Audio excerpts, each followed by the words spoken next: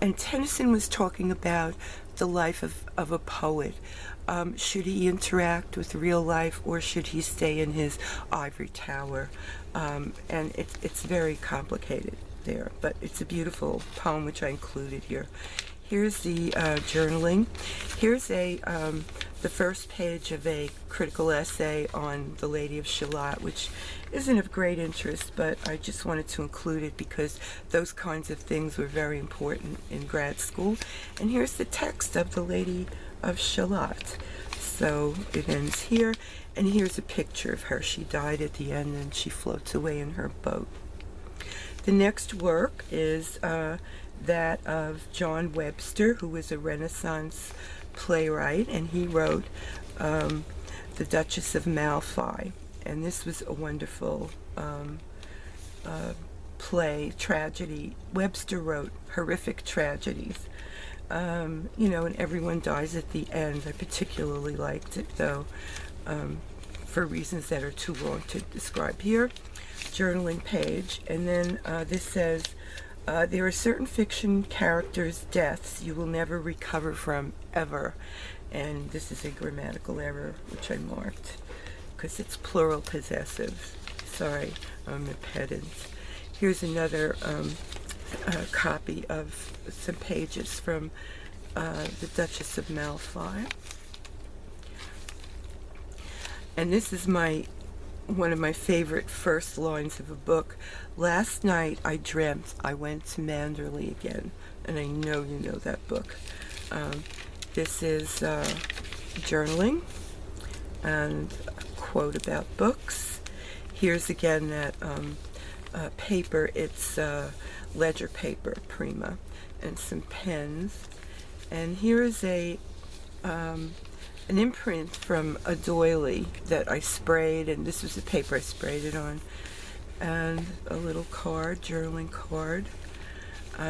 Another favorite book is Charlotte Bronte's Jane Eyre, and I have a great deal to say about Jane Eyre, which I didn't have room to say here, but every woman should read this book. This is a woman's book, and it's just incredible. She's a real woman. She's not a fictional woman. I think she's the first woman in literature who is a real woman represented by a woman, because most women were represented by men, and so they weren't accurate. But Jane Eyre, yes. Now here's a little mistake that I made. I bound this, I guess when I rebounded, pages got a little mixed up. This quote says, this little card says, if I'm ever stranded, I hope it's in a bookstore. And here's a little shopping bag I made with little books in it, shopping for books. So, sorry. But in the middle of that is Moby Dick, which was supposed to come first, but it didn't, or second. So here's a little, Moby Dick is the best novel, the most amazing novel written in English, I believe. Here's a picture of you can see the fragility of the whaleboat in comparison to the whale, and how exposed these men are out at sea, and it's a wonder that they lived at all to tell the tale, but many of them did. And this I thought was funny. What would Queequeg do? Queequeg, of course, was the companion, the roommate of Ishmael, the protagonist of Moby Dick. Here's Melville. And here's Melville in his old age on the cover of this little first page of Moby Dick. Here's a cover, book cover. Another book cover.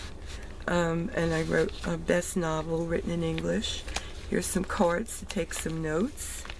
And here's Queequeg and Ishmael in the very first part of the book. When Ishmael goes onto the boat, he says that Queequeg embraced him all night as though he were a wife. So that, is a pretty astounding fact. But then I saw this article that explained that the motif that of the tattoos that Melville describes on Queequeg mean my little wife. So it kind of adds up. And here's a picture of someone who's from the island near where Queequeg is supposed to have been from, and here's a picture of his tattoos. You know, an illustration, as someone imagined. And here are the actual tattoos, and here's an arm that is tattooed in the same way. So I thought that was really interesting. And the article it was in was about pre-literate or illiterate or pre-literate writing, something like that. Here's Melville. He was on a stamp, 20 cents. And I thought this was very interesting, a steampunk whale. So I stuck that in here. Book pages and painted paper. And here's the Pequod in there, the ship. And there's another picture of a whaling boat, and you can see the whale is so huge next to that little skimpy boat. Here's some journaling. Kindles don't have this kind of magic. That's right, they don't. And here's the other side of that doily in print. Write your own story, stamped on some tags, and journaling. And Margaret Atwood is a wonderful author. She wrote this amazing book, Surfacing, which you just have to read if you're a woman. And here's some quotes for her. From her. She says, this above all, to refuse to be a victim. And she pointed out in the 70s, I guess it was the 70s, that, yeah, women were victims, yes, but in a sense they were complicit, and you can really get around that. Here she says, men are afraid that women will laugh at them. Women are afraid that men will kill them. There is more than one kind of freedom, freedom to and freedom from. And if you read this book, Surfacing, you'll see what she's talking about, which is really a drastic illustration of how this works. This is Toni Morrison's The Bluest Eye. I've taught this book many times and I've written about it. And I believe this is the second best novel written in English after Moby Dick. It's amazing. Here's Dr. Johnson, who wrote the dictionary just out of his head, I guess, in the 18th century. He was amazing. It's an amazing work.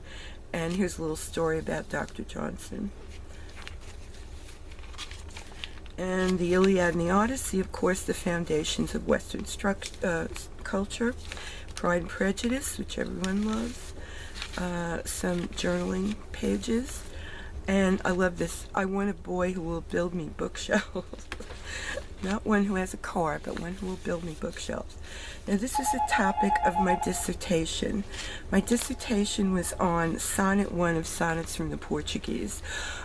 We all hear of Elizabeth Barrett Browning, who wrote, How Do I Love Thee? Let Me Count the Ways. And that's a very kind of a corny poem. But that's the one we remember her by. She was actually quite a scholar of Latin and Greek, and very accomplished poet. And other of her work has not been looked at by the general public. This is Sonnet 1 from the Sonnets from the Portuguese, where that Sonnet 43, How Do I Love Thee, comes from. And I wrote about the first sonnet as her literary autobiography. And it's got things in it that match her life and her love and so on. It's very interesting. Some more books. Here are the letters of Robert and Elizabeth Barrett Browning, Robert Browning, Elizabeth Barrett Browning. And I used this work, not this one, I used a more recent one in my dissertation. And I read the whole thing many times. And these are two quotes that I believe relate to Elizabeth's life. Live the life you've imagined. She eloped to Italy with Robert in her 40s, which was a very brave thing to do. It's a whole story. You have to read it, understand it. I can't really explain it all now. But anyway, here are the lovers, and they lived happily ever after in Italy. Both poets. Here she is, and here's Sonnets from the Portuguese cover, and some more tags with little flowers. And here's a picture of her, and here's her quote on books from Aurora Leigh. Now, here are, before we had computers, we had note cards, and I'm sure some of you remember all these. Now, I have shoeboxes full, and I guess I don't need them anymore. I'm trying to throw them out, but I took some of them and cut them up and kind of pasted them on here, because this is kind of the epitome of, you know, graduate school, taking those notes on those cards and writing a 20-page paper or finally a book. Here's a tag about Elizabeth, and they loved Happily Ever After. Some journaling. Now the last section here is on books about books, which are very, very important in grad school. So here's some note cards to take notes on those books. The first one is called The Poetics of Space, and it's a very short, very elegant book in which he discusses the classic look at how we experience intimate places, and it's just a beautiful book. And this little quote and this little quote kind of sum it up in a very glib way, but you can get what he's after by reading those. Journaling. Another book, this is my favorite book about books. It's called European Literature and the Latin Middle Ages. It's by Ernst Robert Curtius, and he's right here. It's a book page tuck spot. And he explains everything to you about how literature is related from ancient times up to the present, you know, modern times, like I think it came out in the 20s, I'm not sure, maybe late 19th, early 20th century.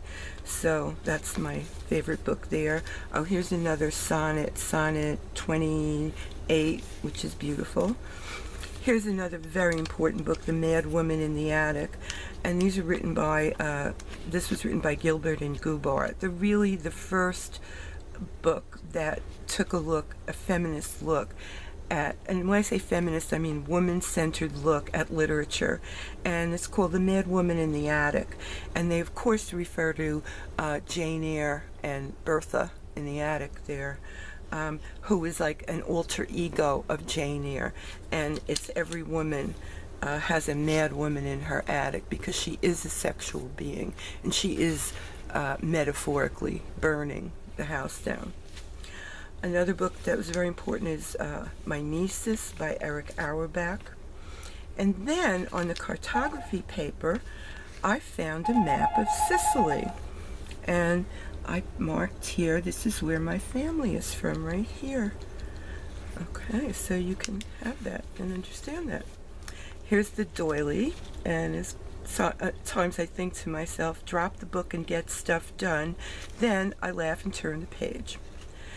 And finally, here's two important books by Mikhail Bakhtin, who was a Soviet critic, and he wrote these in the 60s, but they weren't taken out of the country until the 70s. And as you know, the scholars were under high suspicion and often imprisoned, some book stamping.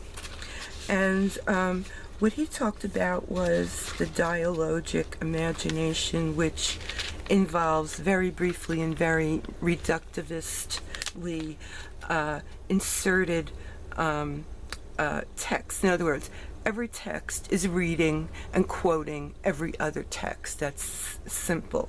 So what he looks at are inserted forms like letters. And someone had this quote on the internet. Letters written by characters in a book always make you imperatively emotional. And first of all, imperatively is the wrong word, it doesn't belong there, but I'm sure you can think of another one. I know I can. But this proves Bakhtin's point.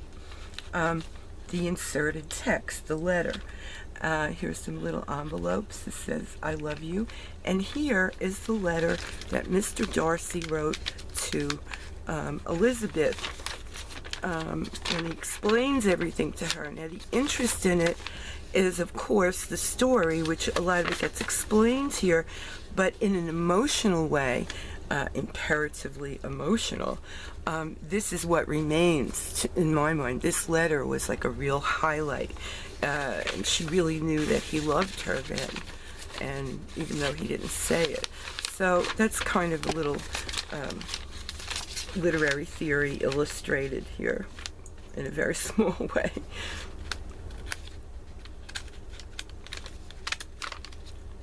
And I think that's the end. Yes, it is. And here's some tags. And here's a mask of the Four Seasons, and that's the cover. That was on the cover, and I put it on the inside flap of the book. So this tells about that painting. And, of course, a gray tower, an evil curse, a knight in shining armor, and a mirror is the Lady of Shalott. Well, thank you very much for watching.